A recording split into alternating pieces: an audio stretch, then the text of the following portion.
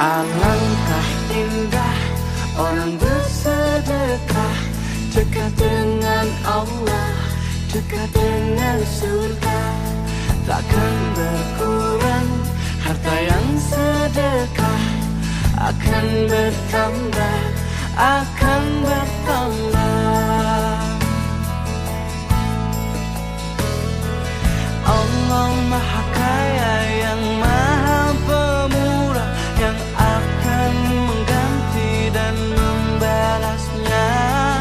Allah Maha Kuasa. Oma ini hidup sebatang kara, kemudian juga sangat-sangat membutuhkan, sehingga kami berinisiatif untuk ajak sana ke dia. Usia sudah lansia, tapi tidak ada yang mengurus. Bantu ini hari ini kami membawakan beberapa paket sembako, kemudian juga anggota kami rencanakan nanti ada perbaikan di rumah-rumah, mungkin bagian plafon dengan kamar mandi nanti kita akan perbaiki untuk kegiatan bedah rumah.